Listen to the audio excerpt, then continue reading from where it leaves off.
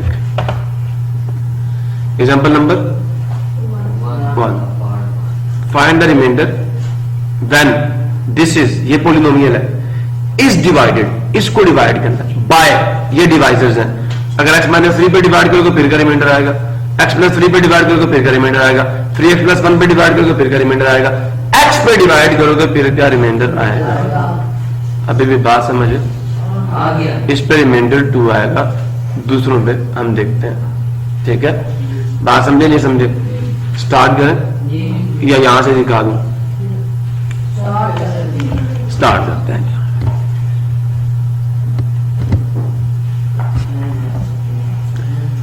Example number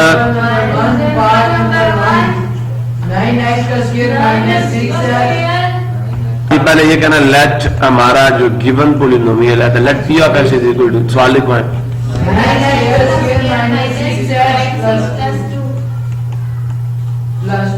D of x क्या है?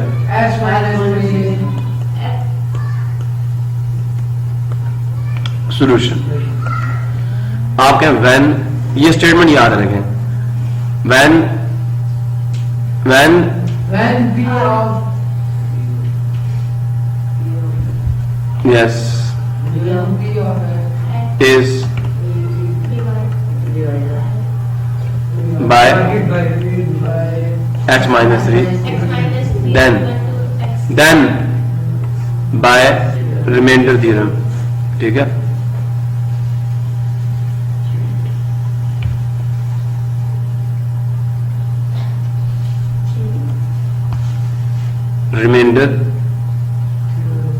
Reminder is क्या है जी? रिमाइंडर गिवन बाय या डन बाय रिमाइंडर थ्योरम पे फुल स्टॉप. जो आपका रिमाइंडर होगा r वो बराबर होगा, अब मुझे ये बताए. नहीं नहीं नहीं नहीं नहीं, पी ऑफ एक्स के नहीं, रिमाइंडर किसके बराबर होगा? 3 के. अब बेटा ये जो डिवाइजर होगा ना, इसको साइड पे कर लिया करो, 0 पुट करके ना निकालना. Then the remainder is p of 3. 0 of divisor निकालनी है, p of 3. तो r ऐसे ही आ जाएगा. p of 3 का मतलब यहाँ पे 3 पुट करें, 9.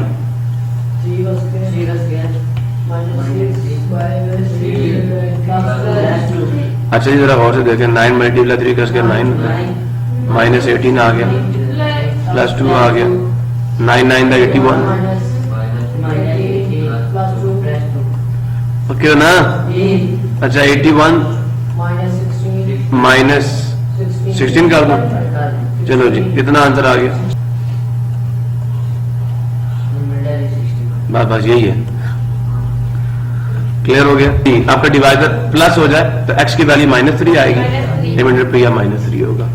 सेकंड क्वेश्चन अब मैं डायरेक्ट करूंगा. When p of x is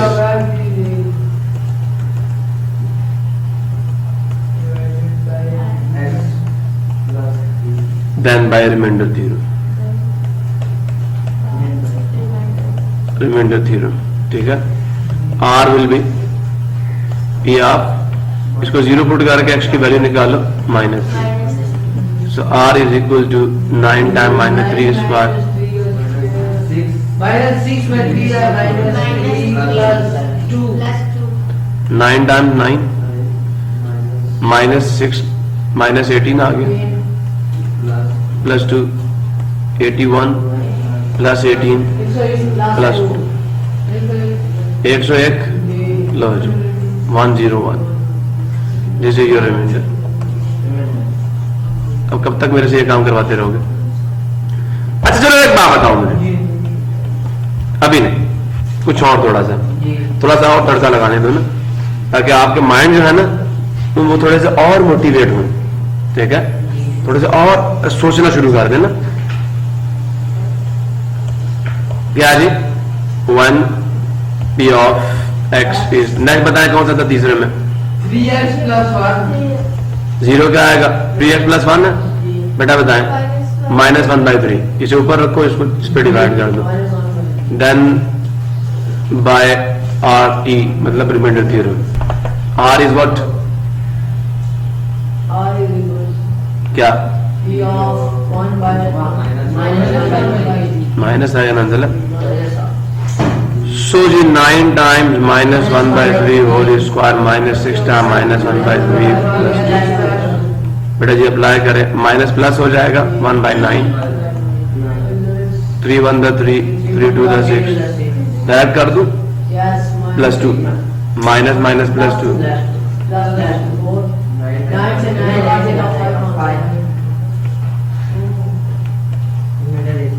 किसी को धचका तो नहीं लगा? मतलब समझ आ गया ना? मतलब बाग का बच्चे को धचका लगता है, ये क्या हो गया भाई? नहीं नहीं नहीं, यहाँ सारा समझाओ। तो कैसा है तो मुझे बता दे, मैं बताने के लिए तैयार हूँ। 1 + 2 okay. The last the most beautiful question जो पेपर में आने के चांसेस भी हो सकते हैं। When p of x is, ये लीनियर डिवाइजर, क्या ये लीनियर है? हैं? लीनियर है, वाकई लीनियर है, डिग्री 1 है ना। तो ये यही आपका डिवाइजर है, लीनियर डिवाइजर है।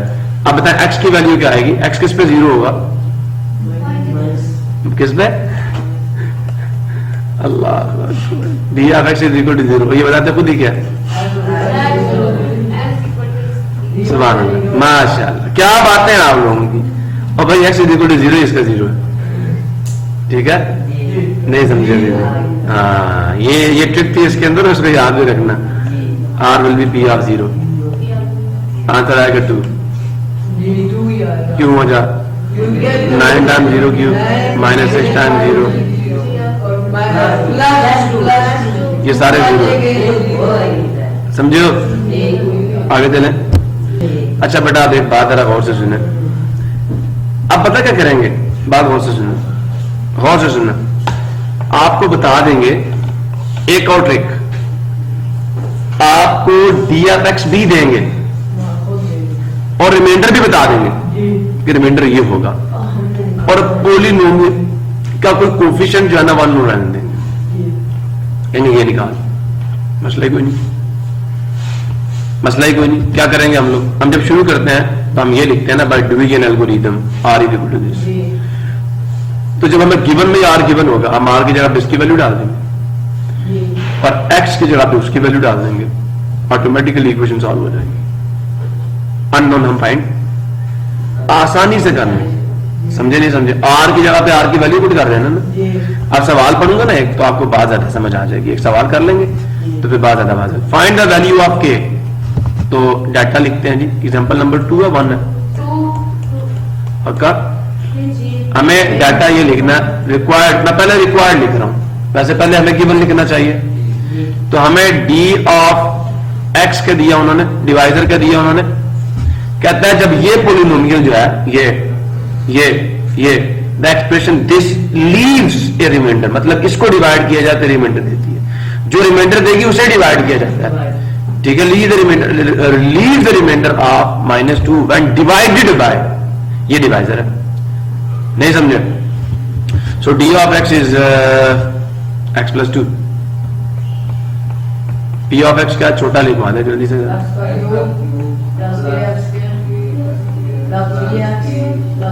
-1। आप ठीक है जी, राजी हैं आप? रिमाइंडर कितना था? हमें फाइंड क्या करना है? k फाइंड करना। प्रॉब्लम किसी को? प्रॉब्लम किसी को? शुरू करूं? सॉल्यूशन वही एक स्टेटमेंट जो आपने याद किया, when p of x is divided by क्या? Then by remainder theorem, r is p of, अब पुट करें बिकॉज r इज -2, इसकी जगह पे -2 डाल दो, ठीक है? और इसकी जगह पे यहां p है, ये p है, -2 पुट कर दे जाओ p ऑफ x में, -2 होगा। सुन रहे हो? वो जो पोलिनोमियल है उसमें, अब यहां पे तो मैंने डाल दिया ना, कहता p ऑफ -2, मतलब यहां पे -2 पुट करो सारे में, और यहां लिख दो -2 प्लस k टाइम्स -2 का स्क्वायर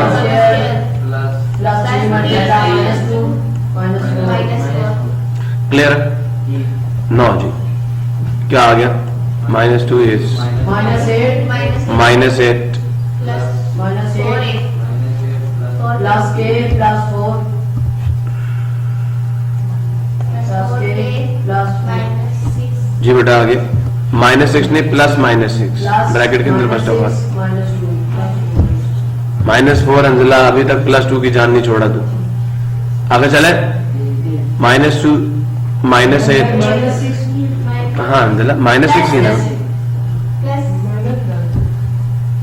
अच्छा जी अब ब्रैकेट ओपन कर देते हैं 4 क्या आ जाएगा -6 -4 नंबर्स को जरा आप करना सिंप्लीफाई -8 -6 -4 +4 क्या आ जाएगा बेटा 6 और 4 10 -18 आ गया।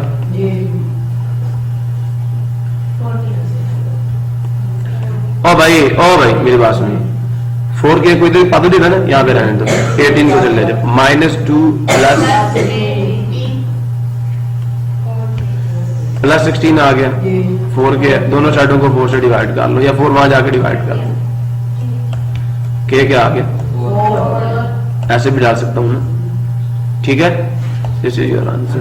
क्या मुश्किल थी सवाल में? हाँ यही हाँ यस हमेशा करेक्ट यस यही नो बेटा 4K नहीं निकालना ना हमें 4K नहीं निकालना हमें K निकालना है। इसके साथ कोई कोफिशिएंट नहीं होना चाहिए। We want only K not 4K। तो 4 को भी एलिमिनेट करना होगा साथ से। प्रॉब्लम किसी क्लियर हो गया? कितना आसान था। सिर्फ वैल्यूज पुट करनी है और सिंप्लीफाई कर देना बस। यहाँ पे जो मैंने तीन या 4 सवाल आपको करवाए यहाँ पे कोई प्रॉब्लम है आपको? क्लियर हो गया? ये समझ आ गया अननोन कैसे फाइंड करना है। अच्छा बेटा अब एक और चीज लगाते हैं बात सुने जरा मेरी बात का गौर कीजिएगा। अब अगर मेरे पास बेटा जी सुन लें सारे बच्चे सुन लें मुझे क्या अगर आपके पास मेरे पास एक पोलिनोमियल है p ऑफ x मैं उसका नाम रखता हूं x² -x -6 सुन रहे हो सब सुन रहे हो? अच्छा मुझे एक बंदा d ऑफ x दे देता है गौर से सुनिएगा d ऑफ x है x -3 मैं डिवीजन करता हूं क्यों कर रहा हूं अभी कुछ और भी सिखाना ना आपको मैंने। अगर किसी को रिमाइंडर थ्योरम समझ आ गया एक स्टेप समझ आया फैक्टर थ्योरम उसके हाथ में एक स्टेप सिर्फ एक चीज और डाल लो ना। नहीं समझे मेरी बात। और मुर्गी पका रहे हो ना तो उसके अंदर एक चीज और ऐड करनी है बस तो जायका बढ़ जाएगा उसका। एडवांस स्टेप्स पे पहुंच जाओगे। रिमाइंडर थ्योरम और फैक्टर थ्योरम में सिर्फ एक चीज का फर्क है। Factor theorem is a specific case of what reminder theorem. Factor theorem reminder theorem का एक स्पेसिफिक केस है। आपका रिमाइंडर 1 भी आता है 2 भी आता है 3 कोई रियल नंबर आ सकता नहीं आ सकता। कहता है अगर रिमाइंडर 0 आ जाए तो फिर क्या होगा। फिर अगर रिमाइंडर 0 आ जाए तो फिर क्या होगा। रिमाइंडर थ्योरम फैक्टर थ्योरम बन जाएगा। ये होगा। नहीं समझा नहीं थी छोटी सी बात है ना। देखिए बेटे कड़ियों से कड़ियां मिलाओगे तो बात बनेगी। रिमाइंडर थ्योरम समझ आ गया कि रिमाइंडर कैसे निकालना है। डिवाइजर के 0 पे पोलिनोमियल को इवेल्युएट कर लो रिमाइंडर मिल जाएगा। ऐसा ही है। अब अगर रिमाइंडर 0 आ जाए तो भाईजान फैक्टर थ्योरम बन गया बस। फैक्टर थ्योरम कहता क्या है मैं अभी आपको बताने जा रहा हूं ठीक है। रिमाइंडर 0 हो जाए तो रिमाइंडर थ्योरम किसमें कन्वर्ट हुआ फैक्टर थ्योरम में। ऐसे रिमाइंडर थ्योरम को क्या कहते हैं ऐसा कि जिसमें आपका रिमाइंडर 0 आ जाए रिमाइंडर थ्योरम फिर वहां पे क्या बन जाता है। मैं इसकी मिसाल बच्चों को ऐसे दिया करता हूं कि एक टीचर क्लास में आपका टीचर है ठीक है। आप उसकी रूहानी औलाद जैसे ही घर जाता है उसका बच्चा भी उससे पढ़ता है तो अब केस अलग हो गया। वो रूहानी औलाद भी है जिस्मानी औलाद भी है वहां पे वो बाप बन जाएगा। यहां पे उस्ताद है वहां पे बाप बन जाएगा। और यही केस है पहले रिमाइंडर थ्योरम है। जब रिश्ता ये होगा कि रिमाइंडर 0 आ जाएगा तो वो क्या बन जाएगा, फैक्टर थ्योरम बन जाएगा। अब उसके दो लिंक है, एक तो रिमाइंडर थ्योरम अप्लाई हो रहा है और दूसरा फैक्टर थ्योरम। वो क्यों बना, रिमाइंडर आने पे, रिमाइंडर 0 आने पे। देखते हैं, इसको डिवाइड करें x-3 पे। क्या, सबसे पहले x पे जाएगा, x² माइनस 3x।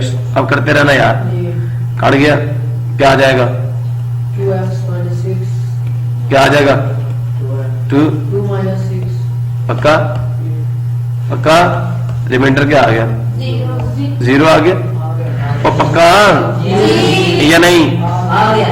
आज एक और तरीका सीख लो फैक्टराइजेशन का। वो क्या, चलें जी, सारे चुप करके मुझे लिखवाएं। ये मैंने क्या लिखा, जल्दी से डिवीजन एल्गोरिथम से लिखवाएं। क्या बनता है यहां पे, जरा बताएं मुझे। अब मैं सारा नहीं लिखूंगा, सारा लिखवाओगे। क्या होता है, डिवाइडेंड बराबर होता है डिवाइजर, आगे पीछे हो सकते हैं, मल्टीप्लाई,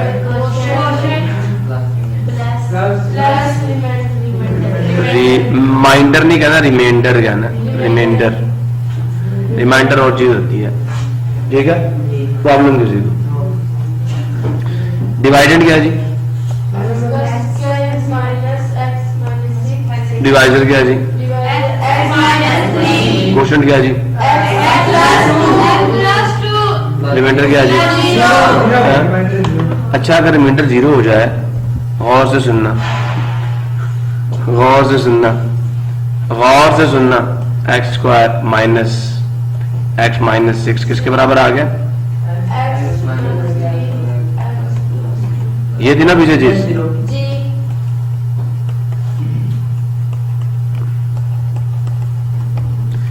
ये किसकी डेफिनेशन है, हमने पीछे एक चीज पढ़ी थी कि अगर p(x) को यूं लिखा जा सके h(x) एंड g(x) की फॉर्म में, तो h(x) और g(x) p(x) के क्या होंगे,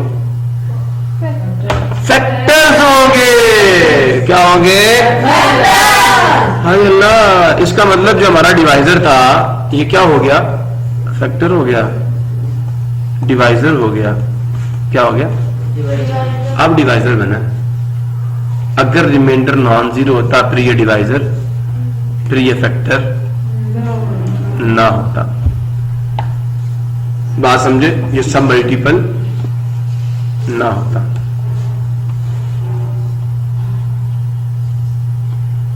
अभी भी समझ नहीं आई, फैक्टर की डेफिनेशन पूरी हो रही नहीं हो रही।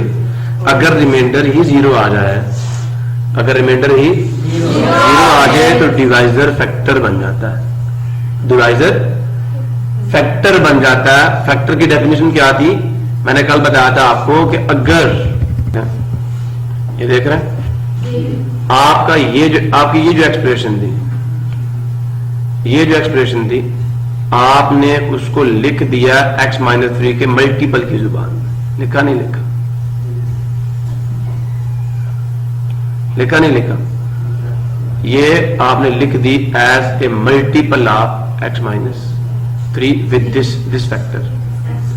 समझ आ नहीं है, इसका मतलब ये चीज इसका फैक्टर बनी, ये चीज इसका फैक्टर, ये फैक्टर की डेफिनेशन है कि अगर आप किसी पोलिनोमियल p(x) को कोई से दो पोलिनोमियल एक्सप्रेशंस के प्रोडक्ट की फॉर्म में लिख सकते हैं, तो ये दोनों एक्सप्रेशंस इसके फैक्टर्स होंगी। और इस प्रोसेस को, इस लिखने के प्रोसेस को हम लोग क्या कहते हैं, फैक्टराइजेशन कहते हैं। बात समझ आई बेटा, और ये डेफिनेशन हम पहले पढ़ चुके हैं। अगर अभी भी किसी को समझ नहीं आया तो प्लीज पूछिए। आ गया, मेरा ख्याल में नहीं आया, आ गया, पक्का वाला आ गया, पक्का वाला आ गया। अच्छा एक बात मुझे बताएं, इफ एंड ओनली का मतलब क्या था, कि मैंने कहा था 2 complex numbers z1 equal to a plus b iota, z2 ac plus d iota are equal are, जिसका मतलब क्या था, z1 is equal to z2। और मैंने कहा था इफ एंड ओनली इफ, इसको हम यू भी लिखते हैं, इसको हम शॉर्ट फॉर्म में यू भी लिखते हैं। और और ठीक है बेटा, बात समझ आ गई, बात समझ आ गई। ये बात और ये बात, इफ एंड ओनली इफ क्या होगा, इनके real parts, real part of Z1 is equal to real part of, इसका मतलब ये A is equal to C होना चाहिए, ठीक है। एंड ये दो बातें इकट्ठी पूरी हो, हाँ, इमेजिनरी पार्ट ऑफ, ये पहली बात थी, ये दूसरी बात है, imaginary part of Z1 is equal to imaginary part of Z2, इसका मतलब ये कह रहा है कि B is equal to D होना चाहिए। अब भी बात समझो नहीं समझे बेटा, मुझे ये बताएं इन इस स्टेटमेंट का मतलब क्या जो मैंने भी आपके सामने लिख दिया। एक ये स्टेटमेंट है, एक ये स्टेटमेंट है कि Z1 is equal to Z2, एक स्टेटमेंट ये है, दो स्टेटमेंट्स है ना। दूसरी स्टेटमेंट क्या है, real part of Z1 is equal to real part of Z2 and imaginary part of Z1 is equal to Z2। दूसरी स्टेटमेंट ये है, दो से मिलकर एक बनी है, एंड है ना बीच में। इफ एंड ओनली ये कहता है कि अगर एक बात पूरी हो जाए ना तो दूसरी भी पूरी हो जाती है, दोनों स्टेटमेंट्स इक्विवेलेंट है। अगर नीचे वाली दो स्टेटमेंट्स इकट्ठी हो जाएं, पूरी हो जाएं, तो पक्की बात है पहली स्टेटमेंट भी। मैं ये कह दूं Z1 का रियल पार्ट Z2 के रियल पार्ट के बराबर है और इमेजिनरी पार्ट के, Z1 का इमेजिनरी पार्ट Z2 के इमेजिनरी पार्ट के, तो बेटा मुझे ये कहने की जरूरत ही नहीं पड़ती अब कि Z1 इक्वल टू Z2 है। अभी भी समझे हो या नहीं समझे? इसी तरह इक्वल मैट्रिसेस की हमने बात की थी, दो मैट्रिसेस इक्वल होते हैं इफ एंड ओनली इफ। पहली बात, उन दोनों का ऑर्डर सेम हो, दूसरी बात, उन दोनों के मैचिंग पोजीशन एलिमेंट सेम हो। अगर दो मैट्रिसेस का मुझे पता चल जाए उनके मैचिंग पोजीशन एलिमेंट सेम है और उनका ऑर्डर भी सेम है, तो मुझे ये कहना पड़ेगा वो इक्वल, ऑटोमेटिकली वो इक्वल हो जाएंगे दोनों। ये बता, इसका मतलब दोनों स्टेटमेंट्स इक्विवेलेंट है। हमारी जिंदगी में बहुत सारी स्टेटमेंट्स इक्विवेलेंट होती हैं। बजाय नजर आएगा दो डिफरेंट स्टेटमेंट्स है, लेकिन मतलब क्या होगा, इफ एंड ओनली इफ ये बताता कि ये दोनों बातें सेम है। अगर एक पूरी कर लोगे तो दूसरी को प्रूफ करने की या कहने की जरूरत नहीं पड़ेगी। इफ एंड ओनली का मतलब, और बेटा वो थ्योरम जिनमें इफ एंड ओनली इफ आए, हमें उसे प्रूफ दो तरह से करना पड़ता है। बात समझे नहीं समझे? है तो मजेदार चीज। हम पहले क्या करेंगे, इसको ट्रू मानेंगे, इसको कहेंगे ये गिवन है, और इसको प्रूफ करेंगे। पहला पार्ट जो प्रूफ का होगा, फिर दूसरे पार्ट में इसको गिवन मानेंगे, इसको ट्रू मानेंगे और इसको प्रूफ करेंगे। पहले डायरेक्ट प्रूफ करेंगे, फिर कन्वर्स करेंगे।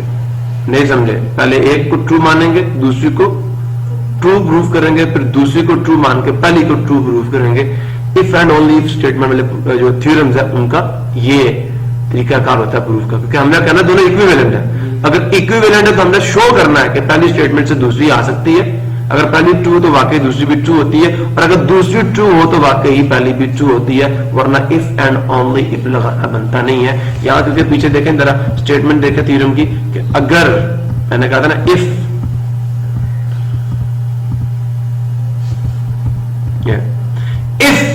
और मैंने कहा था देन, याद रखना। अगर बात समझ आया नहीं यार, इफ सुन रहे हो, अगर ये हो तो फिर रिमाइंडर,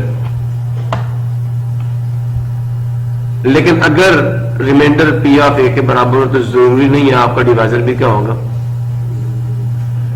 लीनियर होगा। दोनों स्टेटमेंट्स इक्विवेलेंट नहीं है। यहां से यहां तो आ सकते हो, इक्विवेलेंट नहीं है, समझ रहे हो? यहां से यहां तो प्रूफ कर सकते हो, लेकिन जरूरी नहीं अगर ये बात ट्रू हो तो ये भी क्या होगी, ट्रू होगी। इसका मतलब पहली बात ट्रू हो तो दूसरी कह सकते हो, दूसरी ट्रू हो तो इससे आप पहले रिड्यूस नहीं कर सकते, नहीं कर सकते। बात समझे या नहीं समझे? क्लियर हुआ? अगर ये होगा तो फिर ये होगा। क्लियर है? बहुत सारी सिचुएशंस है हमारी जिंदगी में,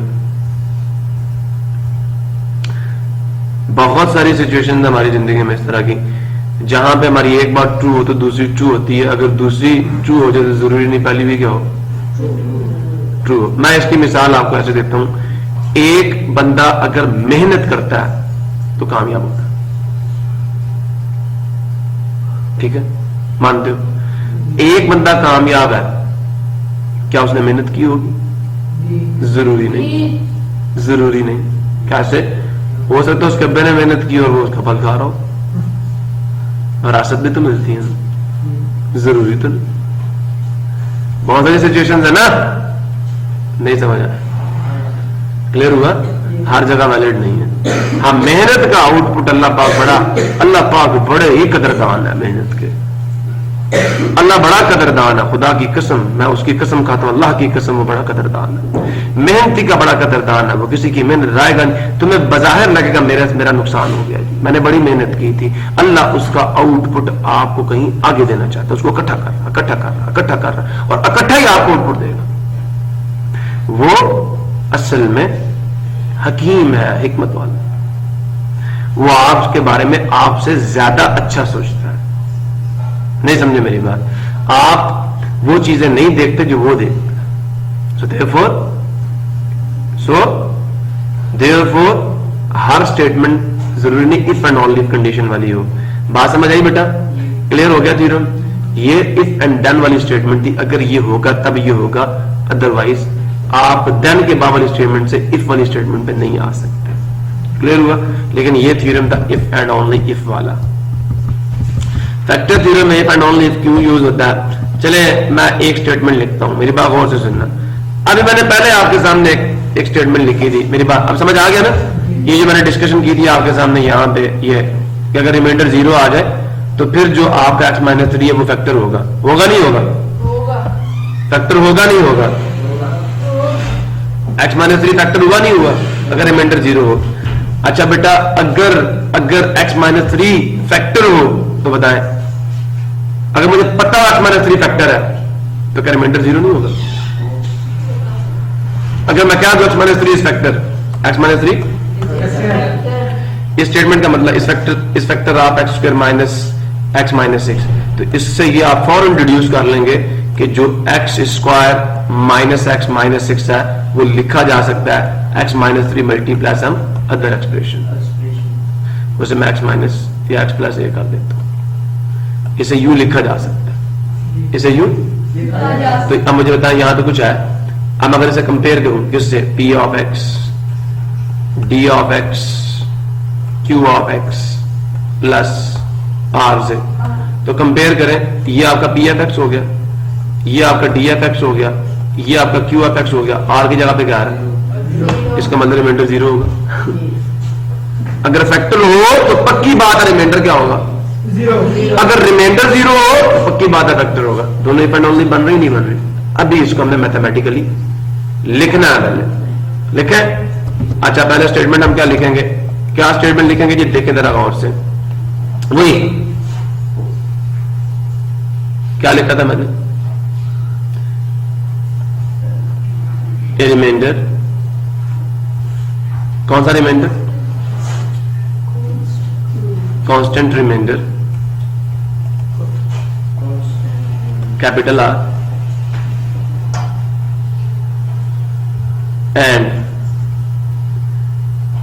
and a quotient Q of x। ये कांस्टेंट मैंने नहीं कहा, ठीक है? And a constant Q of x is obtained when a polynomial, आगे पोलिनोमियल p ऑफ डिग्री, क्या लो डिग्री इसकी? n, जो के होल नंबर, ठीक है? when a polynomial of degree n is divided by क्या जी? x minus. सुन रहे नहीं सुन रहे? सुन रहे नहीं सुन रहे? अच्छा जी, डांसिंग एल्गोरिथम नहीं कहना, but division algorithm we can write. क्या लिख सकता हूं कि p ऑफ x जो है, जिसको डिवाइड कर रहे हो, वो बराबर होगा q of x multiply x minus a plus r. अच्छा बेटा एक बात आपसे पूछूं, इसको 1 का नाम दे देते हैं, बात को सुनते जाना। पहले मैं अब सेटिंग कर रहा हूं, ठीक है। रिमाइंडर थ्योरम क्या कहता है? बाय रिमाइंडर थ्योरम आर क्या होता है? डिवाइजर वही है ना, आर किसके बराबर होगा? आर 0 के बराबर होगा। मैंने तो अभी नहीं कहा। रिमाइंडर थ्योरम क्या कहता है कि जब आप पी ऑफ एक्स को एक्स माइनस ए से डिवाइड करेंगे तो आर किसके बराबर होगा? पी ऑफ ए के बराबर होगा। ये है आपका, मैंने तो अभी प्रूफ ही शुरू, मैं तो अभी वही कह रहा हूं ना कि रिमाइंडर आपका पी ऑफ ए के बराबर होगा, क्योंकि ये ए पे 0 होता है। समझे नहीं समझे? बात सुन रहे हो? पक्का? और से सुनने ना जरा। अब मैं फ्रॉम 1 and 2 एक स्टेटमेंट लिखने जा रहा हूं।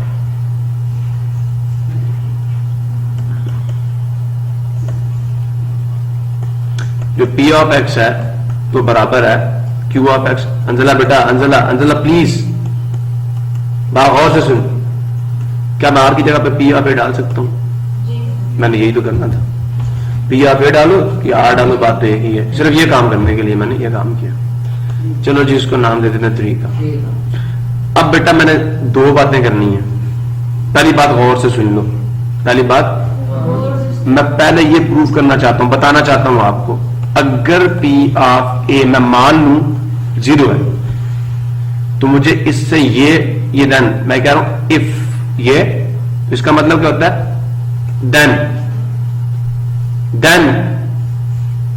Then x minus a is what?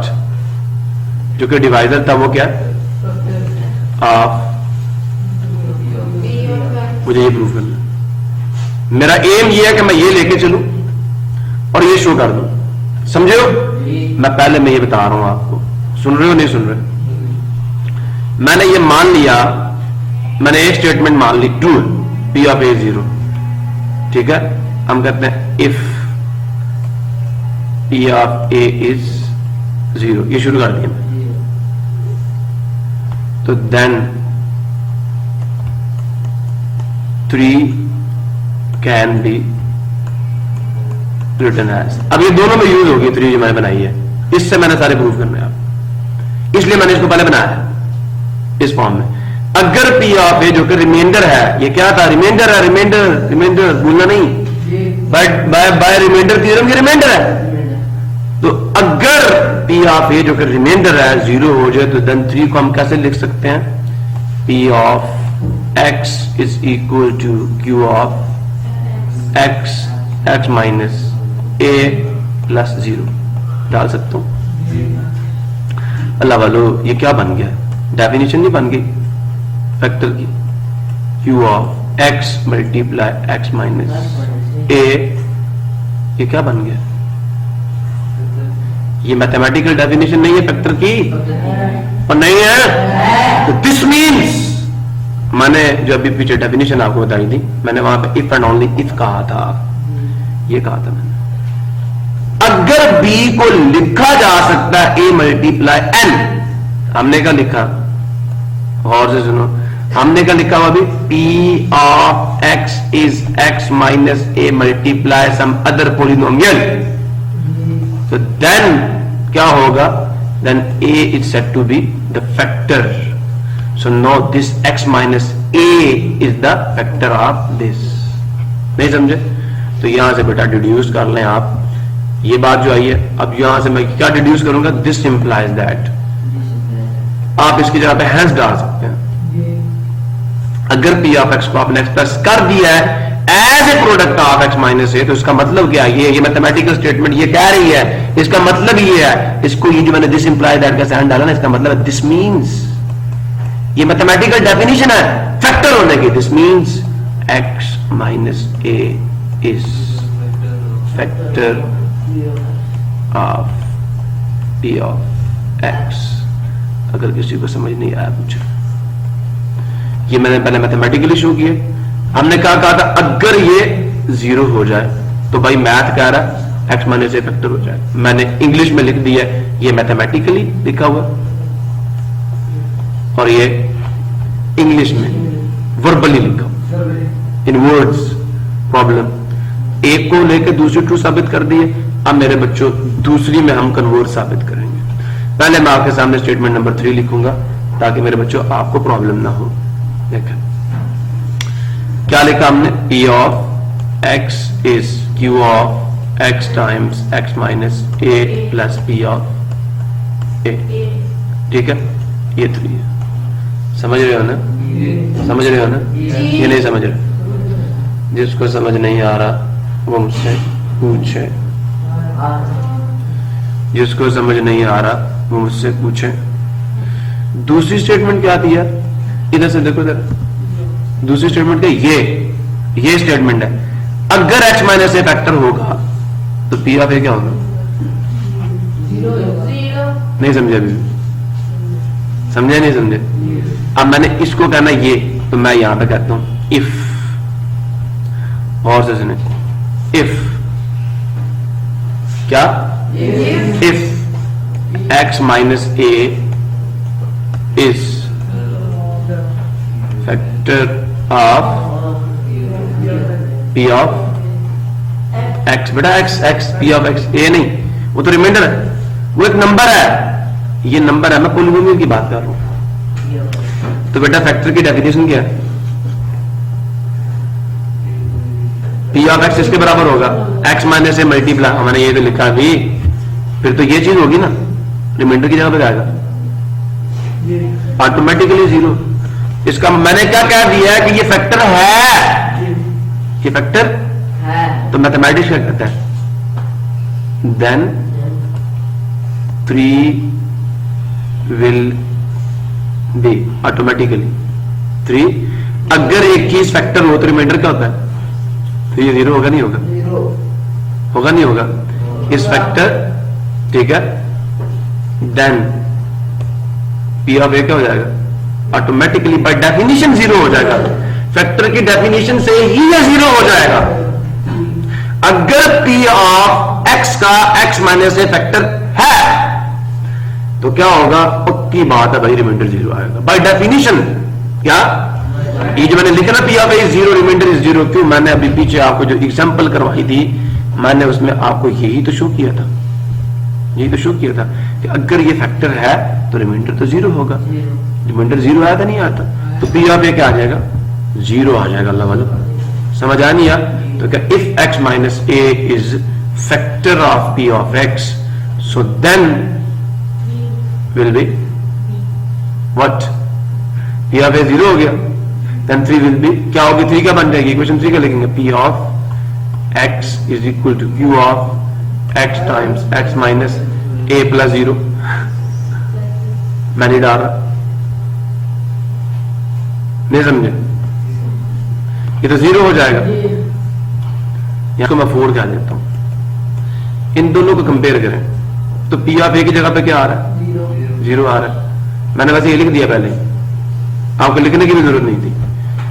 So bye 3 and 4 P of ए क्या आ जाएगा? बात यहां पे खत्म हो जाती है। वैसे ये डेफिनेशन है किसकी? फैक्टर की। बाय डेफिनेशन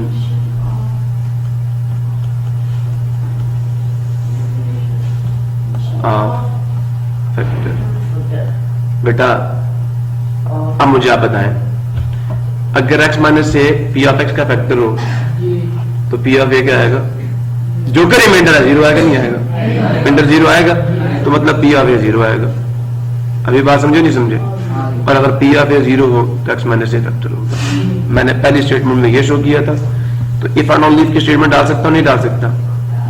अब मैं दोनों बातें डाल दिया, दोनों साबित किए ना, एक से दूसरे को, दूसरे से पहले को। सो क्या हुआ? अब ये थ्योरम की स्टेटमेंट ले ले। थ्योरम क्या है? x minus a is factor P of x if and only if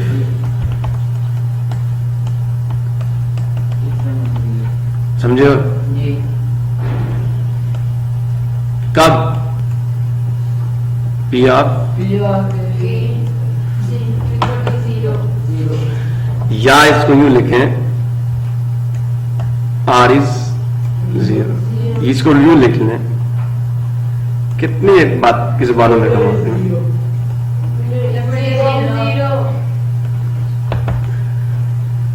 आपकी बुक पे यहां तक लिखा होगा, समझ आ गया?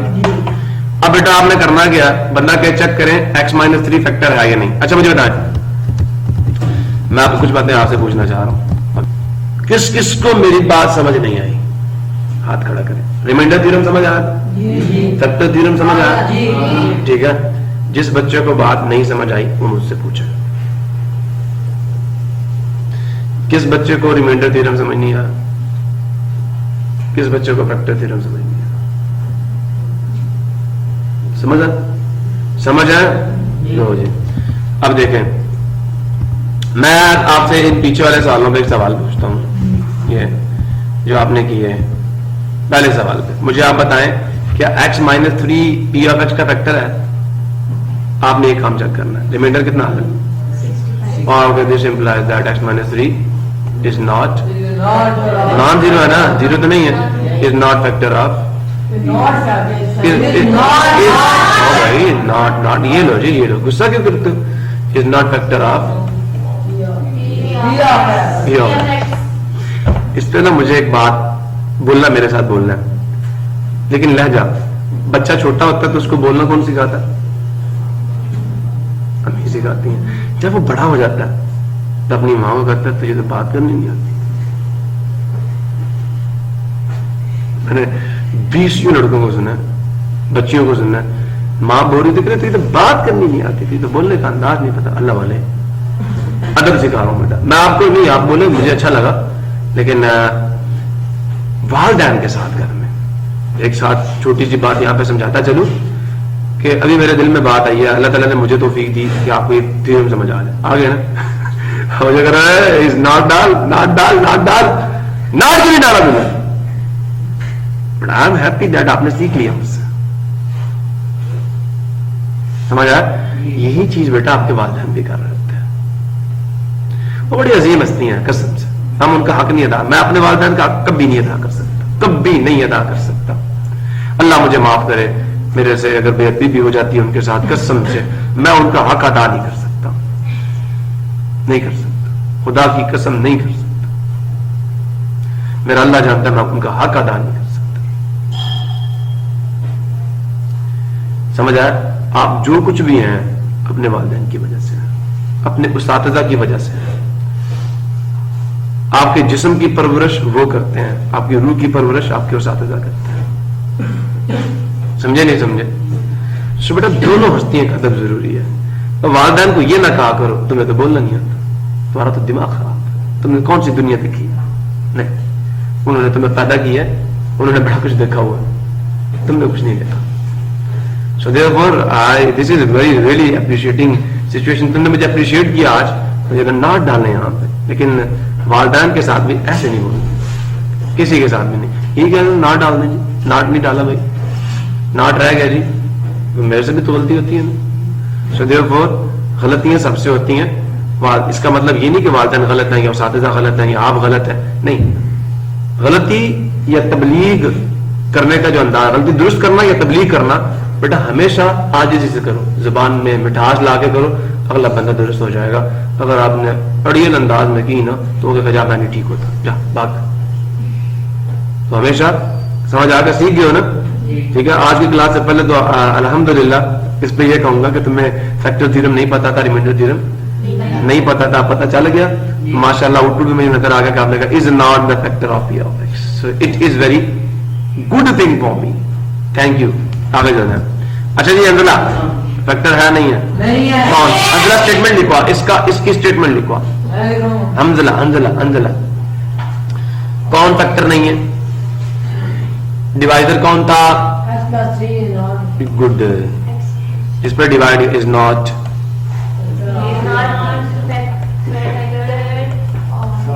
व्हाट? छोटे स्टेटमेंट लिखवा। 3 of x। चुप करो है।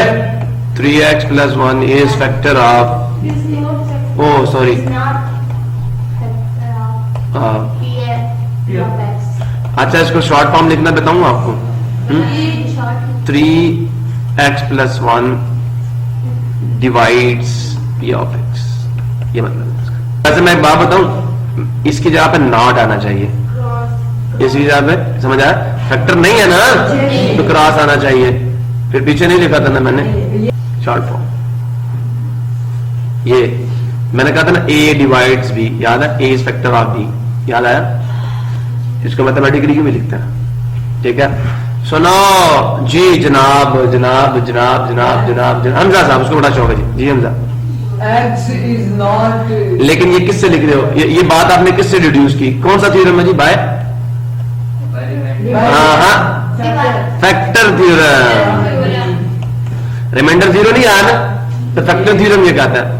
तो फैक्टर थ्योरम कहता है जीरो होगा तो फिर है, इफ एंड ओनली वाली बात है ना। अगर नॉन जीरो तो फिर नहीं, समझे? तो फैक्टर थ्योरम है रिमाइंडर थ्योरम, रिमाइंडर थ्योरम से प्रूव किया ना। उसका स्पेशल केस है कि रिमाइंडर जीरो आए तो फैक्टर थ्योरम डील करेगा उस केस को, बस। क्लियर? Bifactor theorem. हाँ भाई समझ गया ना, बाइफैक्टर थ्योरम समझ गया। सो यहाँ पे क्या आ गया बेटा? एक्स इज फैक्टर है ना, नॉट फैक्टर ऑफ, मैं कहता हूँ x x x, Divided by. अब यहाँ पे is not factor of P of. Clear हो गया? लो मेरे बच्चे, ये भी अब आपके सामने है। अब देखो यहाँ पे रिमाइंडर कितना दिया था? -2, इसका मतलब ये भी फैक्टर नहीं है। x प्लस 2 इज नॉट, यहां से हमने क्या डिड्यूस किया? इधर से कि x plus 2 is not factor of. Problem किसी है तो लाजमी पूछिए, नहीं है तो फिर बेटा इसको आगे पहुंचाइए अपने दोस्तों तक, अपने अजीजों तक, जहां तक भी पहुंचा सकते हो। अल्लाह आपके लिए आसानी पैदा करे, ठीक है जी।